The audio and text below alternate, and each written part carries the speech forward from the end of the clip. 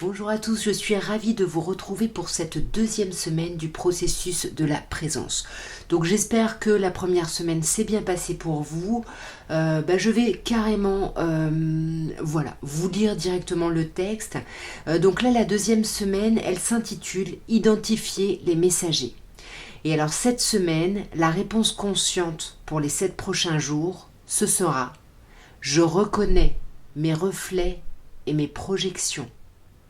Ou alors, je reconnais ce que je reflète et ce que je projette.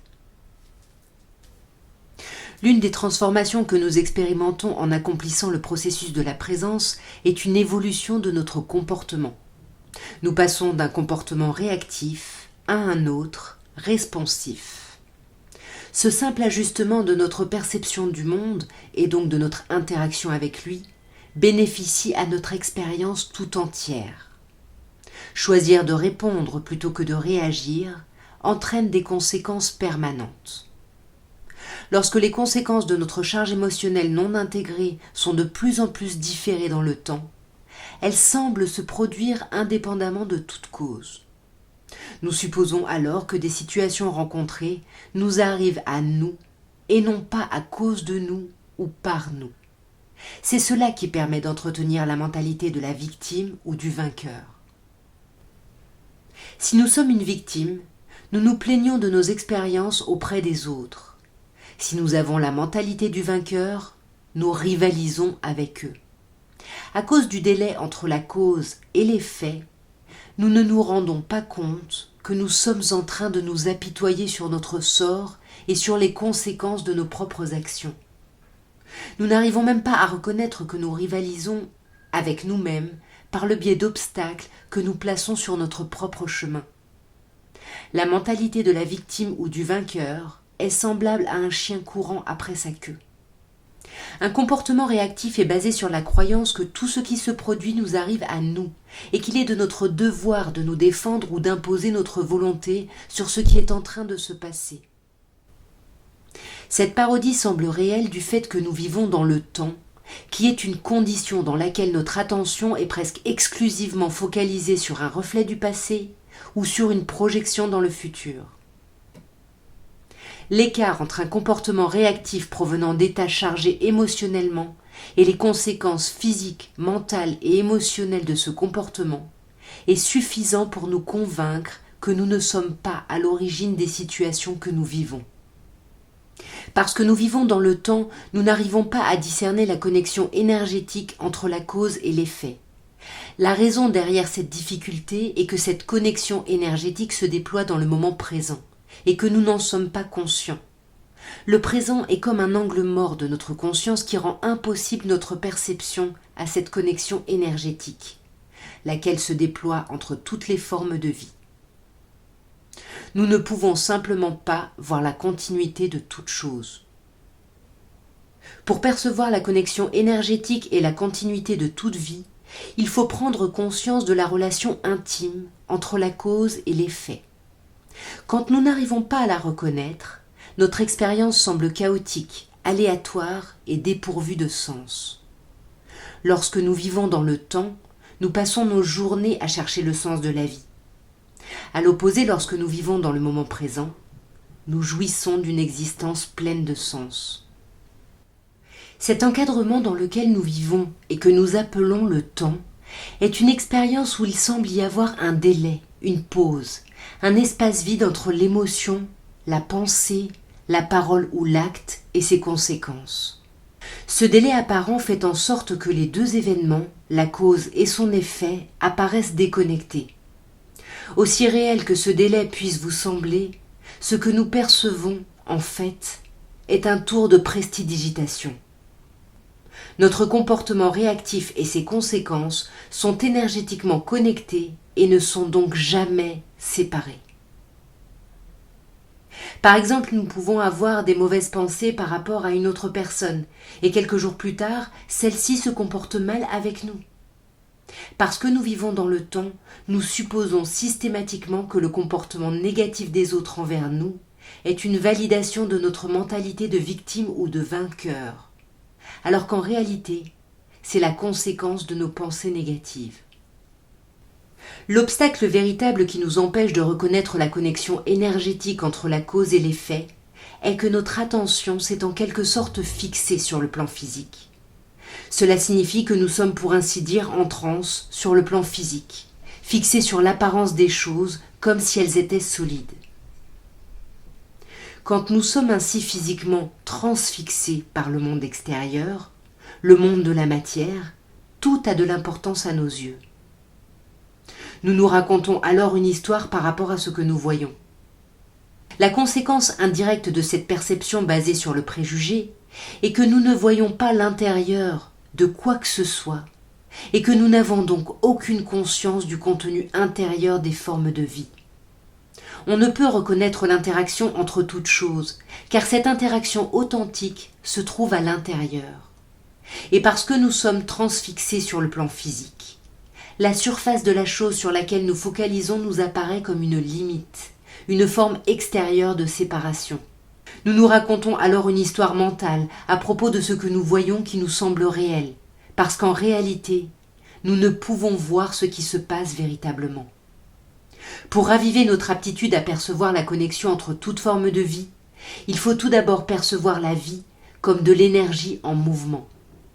Cet ajustement de perception peut se faire en s'entraînant de façon consciente à refocaliser notre attention sur le contenu émotionnel de notre propre expérience. Cette conscience retrouvée se reflète alors dans le monde extérieur, autour de nous. La conséquence de ce changement de conscience progressif est que la distance entre nos émotions, nos pensées, nos paroles, nos actes et leurs conséquences physiques, mentales et émotionnelles semble se raccourcir. Il est même possible que nous ressentions une accélération du temps. En réalité, nous sommes en train de prendre conscience des courants émotionnels sous-jacents de notre expérience. Ces accords énergétiques qui circulent tout au long de notre expérience et connectent les causes et les effets. Cet accord énergétique est toujours là, et la reconnaissance de notre conscience du moment présent dépend de notre capacité à le percevoir. Toutefois, on ne peut le discerner avec nos yeux physiques ou le comprendre mentalement qu'en développant les yeux du cœur qui savent voir grâce à la perception des ressentis. À mesure que nous pénétrons dans la conscience du moment présent, la qualité de l'expérience que nous faisons devient un effet chaque fois que nous vivons dans le temps. Lorsque nous voyageons plus profondément dans la conscience du moment présent, il devient évident que la qualité de notre expérience immédiate est un effet récurrent des charges émotionnelles non intégrées de notre enfance. Nous nous rendons compte que ces charges sont à l'origine des circonstances physiques et mentales que nous n'avons pas perçues dans notre enfance et qui nous ont été transférées dans la qualité de notre expérience adulte. Mis à part la perception de l'angle mort produit par notre manque de conscience du moment présent, il y a deux raisons pour lesquelles ces points de causalité, ces expériences chargées émotionnellement pendant l'enfance, se déroulent de manière inconsciente dans notre quotidien, tant sur le plan physique que mental. La plupart de ces empreintes ont été gravées dans notre corps émotionnel avant même que notre conscience ne pénètre le plan mental. Elles ne sont donc pas situées dans nos pensées, nos paroles et concepts, mais dans la perception de nos ressentis. Nos expériences émotionnelles passées, qui ont un impact sur notre expérience actuelle, sont par nature inconfortables. Notre impulsion automatique est de repousser ces expériences hors de notre conscience pour continuer notre vie. On appelle ça faire de la suppression, et c'est par le contrôle et la sédation qu'on y parvient. Ainsi, on maîtrise et on supprime ce à quoi on n'arrive pas à faire face. Le but du processus de la présence est, par l'entremise de l'expérimentation, ces charges émotionnelles refoulées, liées à l'enfance, qui remontent à la surface de notre conscience. Une bonne illustration des mécanismes de ce processus est de visualiser un bocal en verre transparent contenant de l'huile et de l'eau. L'eau représente ce que nous sommes déjà dans notre authenticité, tandis que l'huile représente la totalité de nos expériences inconfortables sur les plans physiques, mental et émotionnels. Vivre avec une mentalité de victime ou de vainqueur, c'est-à-dire de manière réactive, c'est comme secouer le bocal sans arrêt pour tenter de changer les circonstances de notre vie. Ce qui se produit, c'est que l'huile et l'eau se mélangent jusqu'à ce qu'il ne soit plus possible de déterminer quel est l'un ou l'autre. Nos incessantes activités et pensées résultent en une mixture glauque. La réactivité est semblable au fait de secouer le bocal. La réponse permet au bocal de s'immobiliser. Le processus de la présence consiste à ne rien faire. Il nous enseigne à poser le bocal de notre expérience en cours et à le laisser reposer. Cela permet à l'huile de remonter à la surface naturellement et sans effort, puis de se séparer de l'eau. L'huile qui remonte représente les mémoires inconscientes de notre enfance.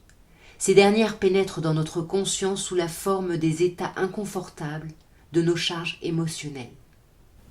Tandis qu'il nous introduit au non-faire, le processus de la présence nous enseigne également à éliminer en douceur l'huile de notre charge émotionnelle qui se trouve à la surface de notre expérience. Avec le temps, le bocal contient de moins en moins d'huile. Simultanément, l'eau, la prise de conscience de notre véritable nature, retrouve sa clarté. Ce procédé nous permet de devenir plus conscients de ce que nous sommes réellement, au lieu d'être continuellement distraits par les expériences que nous fabriquons inconsciemment en réaction à notre inconfort intérieur. Il n'est pas nécessaire d'expérimenter de nouveau, de revivre ou d'être encore une fois témoin de toutes les expériences vécues pendant l'enfance et responsable d'avoir imprégné notre corps émotionnel de ces charges inconfortables. Mentalement, le fait de revoir en détail ces expériences n'apporte rien.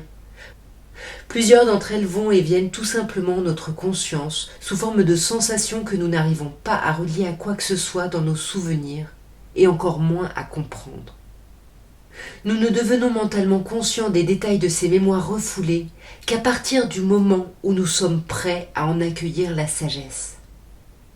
Tandis que ces émotions refoulées viennent à passer, ce qui se produit lorsque nous les faisons remonter, il est possible qu'au départ, nous ayons l'impression de les vivre pour la première fois. Alors que nous élevons notre conscience du moment présent, nous réalisons que ces ressentis sont des états émotionnels dépassés, auxquels nous nous sommes inconsciemment raccrochés, tout en les fuyant. Les ressentir, sans poser de conditions sur la manière dont nous les expérimentons, stimule l'intégration. Puisque ces mémoires refoulées et leurs signatures émotionnelles correspondantes sont si profondément ancrées dans notre inconscient, elles ne sont évidentes que pour nous-mêmes, si jamais elles le sont, par les sensations ressenties. Il n'est ni possible ni nécessaire de nous en rappeler en utilisant des images mentales, comme nous le faisons avec le souvenir d'un événement récent. Ce n'est donc pas ainsi qu'elles font surface dans notre conscience. Lorsque nous désirons qu'elles remontent dans notre expérience pour les intégrer consciemment, elles l'accomplissent par des reflets et des projections. Un reflet est la survenue d'une expérience qui nous rappelle quelque chose, tandis qu'une projection est le comportement que nous adoptons lorsque nous réagissons à tel souvenir. Par exemple, lorsque quelqu'un nous rappelle l'un de nos parents, c'est un reflet. Lorsque nous nous comportons alors avec cette personne comme nous le ferions avec le parent auquel elle nous fait penser, c'est une projection. Le reflet se produit d'abord, puis il est suivi d'une projection. La plupart du temps, ce processus de reflet et de projection se produit de façon inconsciente. Dans le cadre du processus de la présente, nous appelons ça être poussé à, provoqué par, contrarié par. Nous voyons les fantômes de notre passé, le reflet, puis nous les poursuivons, la projection. Avant d'avoir élevé notre conscience du moment présent, ces reflets et ces projections apparaissent comme s'ils étaient des événements qui nous arrivent, indépendamment de notre comportement. Ils apparaissent sous la forme de circonstances extérieures, apparemment fortuites et chaotiques. Ils se manifestent également dans le comportement spontané des personnes qui nous entourent, comportement que nous ressentons comme étant émotionnellement troublant. Toutefois, tandis que nous augmentons notre conscience du moment présent, nous gagnons la capacité de percevoir que chaque fois que nous sommes déstabilisés d'une manière qui entraîne un inconfort émotionnel, nous sommes délibérément mis en situation. Une contrariété est une mise en situation. Lorsque nous sommes déstabilisés, Ce sont les fantômes du passé qui nous visitent. Ils nous offrent ainsi l'occasion d'être exorcisés afin qu'ils ne hantent plus notre présent, ni ne contaminent notre avenir. Avant de reconnaître dans le monde qui nous entoure les reflets des mémoires inconscientes faisant surface, il est nécessaire de nous rappeler ces deux points importants. Chaque fois que quelque chose se produit et que nous en sommes troublés émotionnellement, que ce soit par l'entremise d'un événement ou le comportement d'une personne, c'est le reflet de notre passé. Chaque fois que nous réagissons physiquement, mentalement et émotionnellement à l'une de ces expériences, nous sommes dans la projection par rapport à ce reflet. Il n'y a malheureusement aucune exception à cette règle. Déstabilisation émotionnelle égale rappel d'un souvenir. Lorsque nous sommes émotionnellement déstabilisés par quelque chose, nous sommes en train d'activer le souvenir de quelque chose qui est demeuré inconsciemment caché jusqu'à aujourd'hui. Sur le plan énergétique, l'attachement à cet événement contrariant nous fait réagir, car ce dernier reflète les circonstances émotionnelles non intégrées de notre passé. En fait, cela nous hante. C'est pourquoi nous y réagissons en faisant des projections, en nous comportant comme des victimes ou des vainqueurs. Nous avons vu que l'une des raisons pour lesquelles nous sommes incapables de reconnaître une situation déstabilisante, comme une mémoire émotionnelle remontant du passé, est la suivante. Étant donné que nous vivons dans le temps, nous avons tendance à focaliser notre attention sur l'aspect concret de la situation. Notre attention est subjuguée par l'événement physique, les circonstances ou le comportement d'une personne qui nous a contrariés, au lieu de reconnaître que notre réaction émotionnelle est une conséquence. Voici la clé. La mémoire qui fait surface n'est pas quelque chose qui peut être observé physiquement ou compris mentalement, mais plutôt quelque chose d'émotionnel dans lequel nous nous engageons uniquement par la perception de nos ressentis. La mémoire est un écho énergétique perçu dans nos ressentis. On ne dit pas « je fais déstabiliser » ou « je pense déstabiliser ». On dit plutôt « je me sens déstabilisé ». Grâce au processus de la présence, nous apprenons à ne pas focaliser sur l'événement physique, ni sur le comportement de l'autre ou sur l'histoire que nous nous racontons à leur sujet. Au lieu de cela, nous nous entraînons à expérimenter une résonance ressentie qui surgit lors d'une situation troublante, car c'est cette résonance qui contient la signature émotionnelle de la mémoire. Il faut savoir que nos premiers souvenirs ne sont accessibles que sous la forme de leur signature émotionnelle. Pour arriver à les reconnaître et ensuite à les intégrer consciemment, nous devons être à même de percevoir nos ressentis. Cette capacité de perception permet d'évoluer au-delà de notre situation physique actuelle et des histoires mentales auxquelles nous nous sommes attachés. À la place, il faut développer une plus grande sensibilité aux courants émotionnels sous-jacents qui circulent sous la surface des événements de notre vie. Étant donné que le monde physique est dans un état de perpétuel changement, les circonstances physiques de notre expérience le sont également. Pour cette raison, elles peuvent nous apparaître comme étant de nouveaux événements.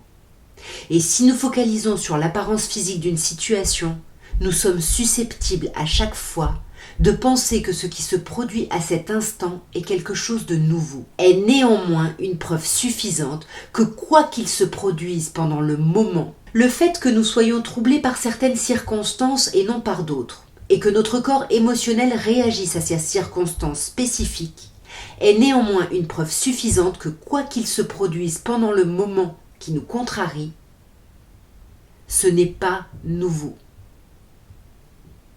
Cela provoque un impact émotionnel plutôt désagréable, puisqu'il fait remonter quelque chose d'inconfortable de notre passé qui n'a pas encore été intégré. C'est généralement le reflet de quelque chose que nous préférons ne pas nous rappeler et qui est déstabilisant, d'où notre contrariété à son sujet. Tout au long du processus de la présence, nous appelons l'événement déclencheur qui nous déstabilise le messager. Au cours de ce voyage, la présence nous met en situation en nous envoyant intentionnellement des messagers, des reflets de notre passé, pour faire remonter des souvenirs non intégrés de notre enfance et que nous refoulons depuis longtemps hors de notre conscience. Pourquoi la présence fait-elle cela ? Parce que l'utilisation des reflets, des messagers, est la seule façon de voir notre passé profondément refoulé, puis de l'intégrer. À moins de faire remonter à la surface ces mémoires réprimées et de les intégrer en toute conscience, elles continuent d'avoir un impact sur nos circonstances actuelles. La nature même de ces mises en situation intentionnelles provoque toujours de l'inconfort, mais le but est de nous libérer, non pas de nous humilier. Encore une fois, il est recommandé de ne pas aborder ce voyage en pensant qu'il sera facile ou que sa mission est que l'on se sente bien. Une telle intention ne ferait que nous inciter à nous éloigner des expériences qui ont lieu pour faciliter notre développement émotionnel. Le processus de la présence nous demande donc de ne pas utiliser notre énergie pour essayer de nous sentir mieux, mais pour savoir mieux ressentir. Comment la présence nous envoie-t-elle des messagers et comment met-elle en place des occasions pour que nous devenions plus conscients de notre passé refoulé afin qu'il puisse être intégré? Très simplement. La première semaine nous introduit aux caractéristiques de la présence. L'une d'elles est que la présence, que nous sommes véritablement, est intimement et inconditionnellement connectée à la présence qui réside au sein de toute forme de vie.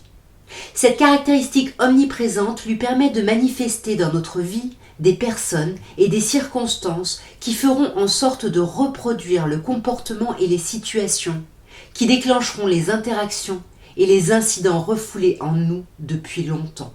Cela permet à la présence de nous mettre au défi. Quand, où, comment et avec qui cela s'avère le plus juste. L'activation de la mémoire inconsciente grâce au messager est une partie intégrante du processus de la présence. Elle permet d'accomplir ce qui est impossible avec les méthodes thérapeutiques et verbales traditionnelles. Le temps de mener à terme ce voyage, nous aurons fait suffisamment l'expérience de ces mises en situation pour éliminer tout doute quant à savoir si ce déclencheur est intentionnel ou non.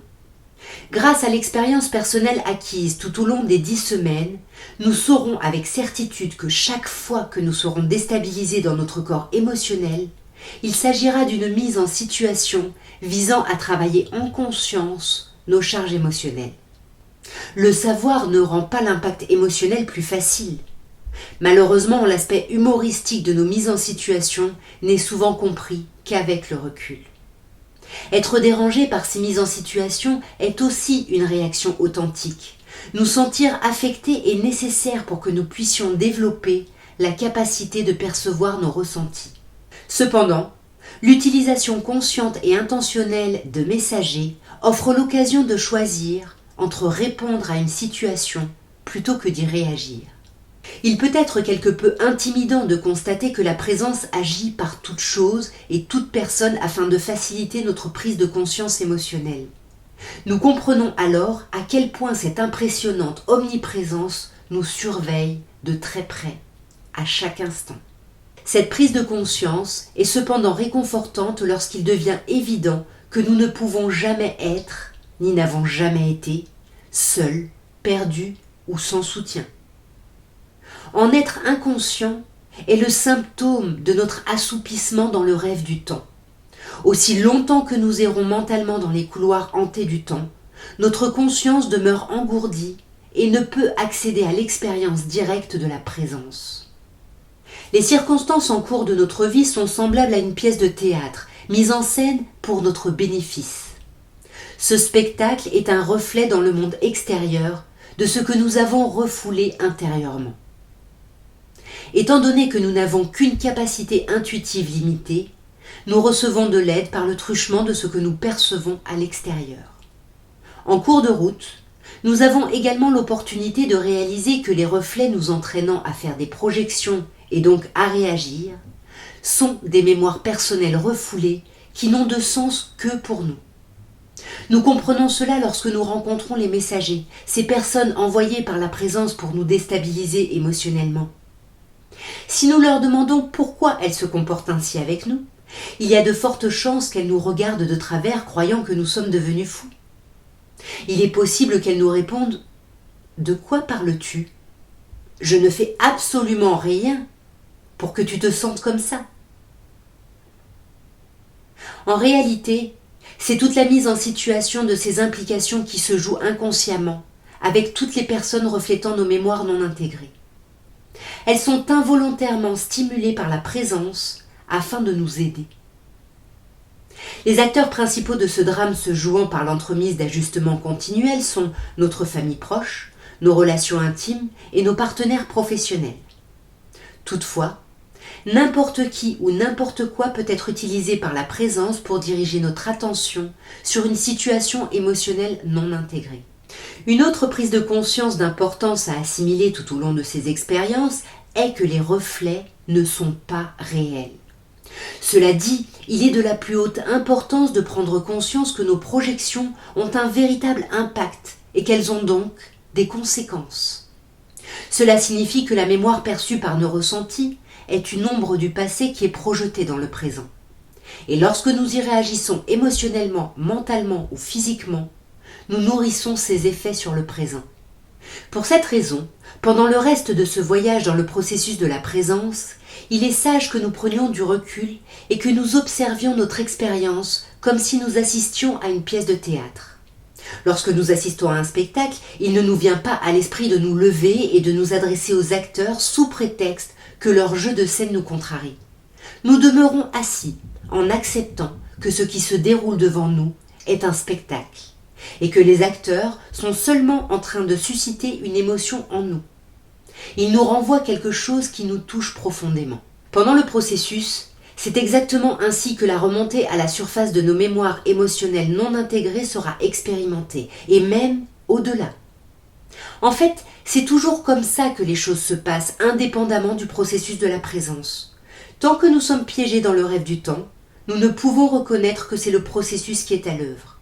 Reconnaître une mémoire en train d'émerger est un signe certain que notre conscience du moment présent s'élève. Lorsqu'on comprend de quelle manière ce procédé fonctionne, on trouve amusant d'être aussi bien et si souvent mis en situation.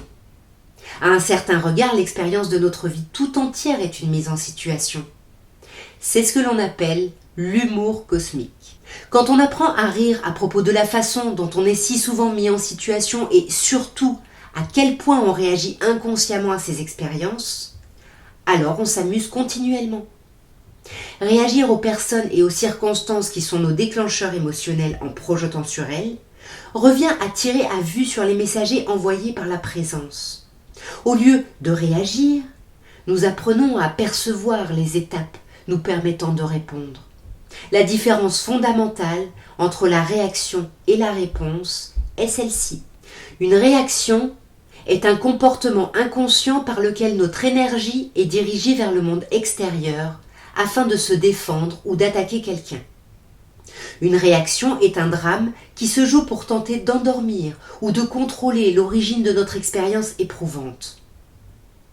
La trame de tout comportement réactif est le blâme et la vengeance. Lorsque nous sommes dans la réaction, nous agissons par rapport à la perception que nous avons que quelque chose est en train de nous arriver. Une réponse est le choix conscient que nous faisons de contenir et d'intérioriser de façon constructive l'énergie qui remonte à la surface avec l'intention de l'utiliser pour intégrer l'inconscience. La responsabilité est le thème principal d'un comportement responsif. Nous répondons en ressentant inconditionnellement ce qui se déroule à l'intérieur de nous sans le projeter à l'extérieur sur les autres. Désormais, certaines circonstances se dérouleront au sein de notre expérience quotidienne en attirant notre attention de façon magnétique. Ce sont les situations auxquelles nous prêtons attention afin de pouvoir les intégrer. Cette attraction magnétique de notre attention se produit du fait que ces situations particulières sont connectées énergétiquement à notre passé refoulé. Ces situations diffèrent de toutes les autres circonstances que nous expérimentons, car nous y réagissons émotionnellement. Nous continuons de réagir inconsciemment à ces mises en situation jusqu'à ce que nous puissions acquérir la conscience du moment présent et nous comporter de manière responsable. Il est donc essentiel de bien garder à l'esprit comment nos mémoires refoulées remontent à la surface, non pas avec les histoires et les images de notre corps mental, mais par le déroulement de nos circonstances et le comportement à notre égard de ceux qui nous contrarient. Notre tâche cette semaine est d'identifier les messagers reflétant nos mémoires non intégrées lorsqu'ils apparaissent dans notre vie, ainsi que nos projections et notre réaction devant cette provocation. Il nous est demandé de ressentir ces déclencheurs sans tenter de manipuler ce que nous ressentons pour nous sentir mieux. En effectuant ce travail, nous éveillons notre regard, la perception de nos ressentis, qui permet de percevoir la circulation énergétique derrière l'apparence de nos circonstances physiques.